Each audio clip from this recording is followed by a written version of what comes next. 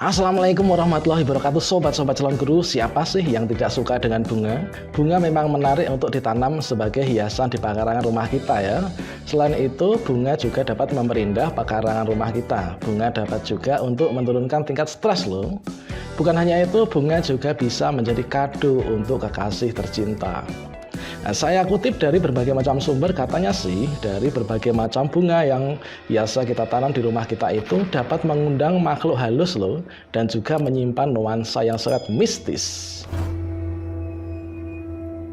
Berikut ini akan kita bahas 8 bunga indah dipercaya dapat mengundang makhluk halus, dan nanti akan kita bahas dan kita kunjung ya satu persatu dari bunga tersebut.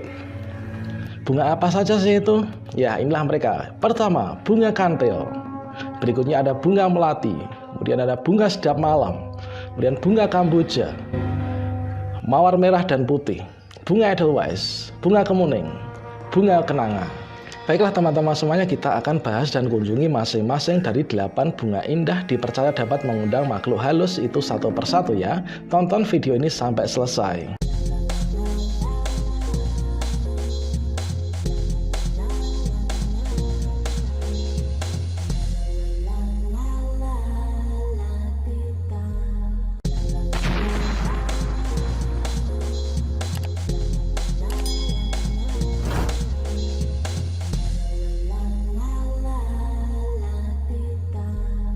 Nah, kalau bunga yang ini seperti namanya yaitu sedap malam. Bunga ini hanya akan tercium wanginya di malam hari, yaitu antara waktu setelah maghrib sampai subuh. Nah, wangi inilah yang menimbulkan kesan horor dan mistis. Katanya sih, bunga ini dapat menangkal santet dan kutukan roh jahat loh. Horor sih, tapi lumayan ya buat pelindung.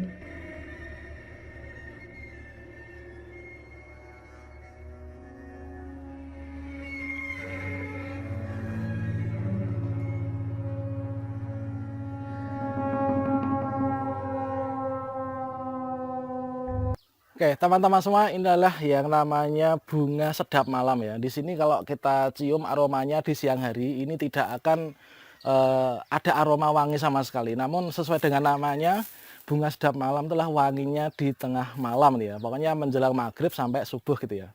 Nah, konon katanya bunga sedap malam ini adalah kalau misalkan kita tanam di sekeliling rumah, itu dapat menangkal santet katanya ya, dan juga dapat menangkal kutukan roh jahat. Namun di sini kalau saya itu menanam di depan rumah ini adalah untuk hiasan ya. Nah, kalau yang ini namanya bunga kantil teman-teman ya. Bunga ini memang terlihat indah, warnanya putih dan aromanya sangat wangi. Nah, ternyata justru aroma wangi bunga kantil ini yang diyakini bisa mengundang makhluk halus. Katanya kuntilanak suka sekali dengan wangi bunga kantil, sehingga rumah favoritnya itu adalah di pohon kantil. Karena itu bunga kantil dimanfaatkan paranormal sebagai properti untuk berbagai upacara. Wah, serem juga ya. Nah, kalau yang berikutnya adalah namanya bunga melati teman-teman.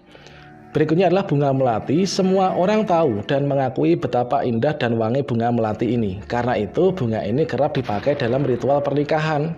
Namun tahukah kalian ternyata bunga melati juga diyakini bisa mengundang makhluk halus loh. Katanya Nyi Roro Kidul sangat suka ya dengan aroma bunga melati ini. Begitu juga dengan para jin dan makhluk halus lainnya.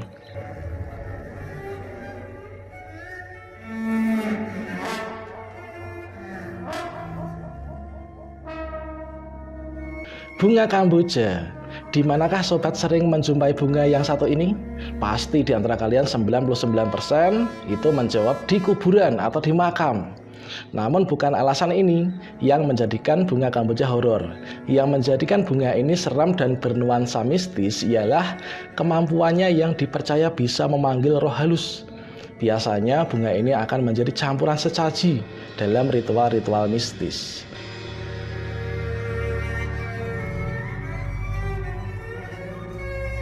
Berikutnya, mawar merah dan mawar putih. Bunga mawar ini memang menjadi lambang cinta dan kasih sayang ya teman-teman ya. Namun bunga ini ternyata juga menjadi lambang horor loh. Banyak yang mengatakan bunga ini dapat memanggil roh halus. Maka dari itu dalam ritual mistis bunga ini menjadi salah satu campuran dalam sesaji mereka.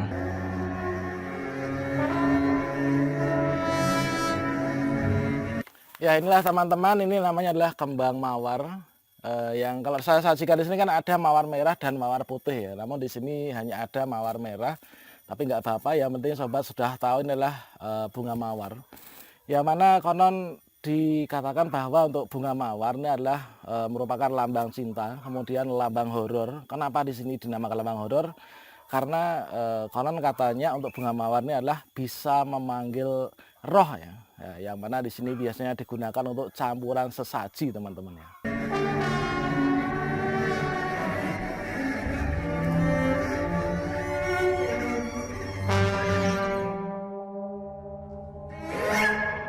Berikutnya bunga Edelweiss. Bunga Edelweiss biasa ditemukan di dataran tinggi ya, seperti pegunungan. Nah, dulu saya pernah menemukannya di Gunung Lawu ketika mendaki pada zaman kuliah dulu ya. Para pendaki Lawu sering menamakan bunga ini sebagai bunga abadi. Karena kalau dipetik itu layunya nggak akan bisa layu ya. Ternyata harum dari bunga Edelweiss ini bisa untuk memanggil roh-roh suci seperti malaikat dan lain sebagainya. Katanya juga dapat memanggil Ratu Kidul atau Dewi Lanjarsari. Berikutnya bunga kemuning. Bunga kemuning sekilas memang mirip dengan bunga melati ya, namun aromanya lebih menyengat bunga melati sih. Nah, bunga kemuning ternyata juga diduga untuk bisa ya dapat memanggil pocong. Nah, kalau kalian menanam bunga kemuning di rumah, ini bisa menjadi sarang pocong loh.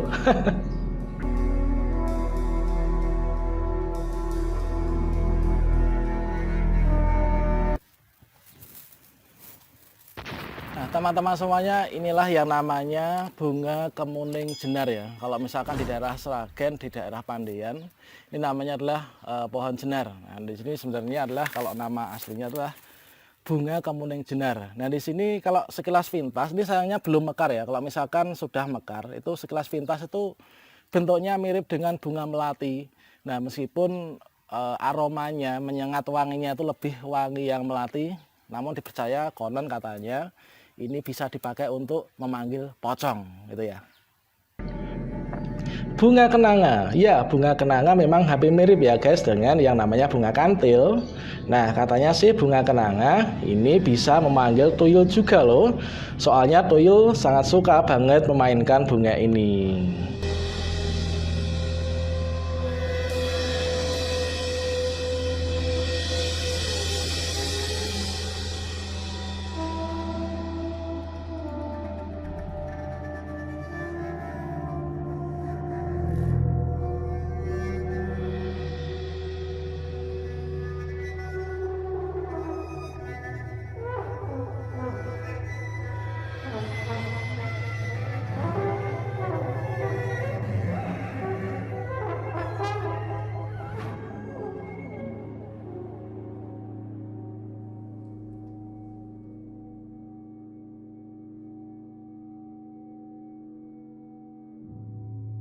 Nah, teman-teman, ini adalah namanya bunga kenanga ya, yang mana kalau misalkan kita lihat sekilas pintas ini adalah mirip atau hampir sama dengan bunga kantil ya teman-teman ya.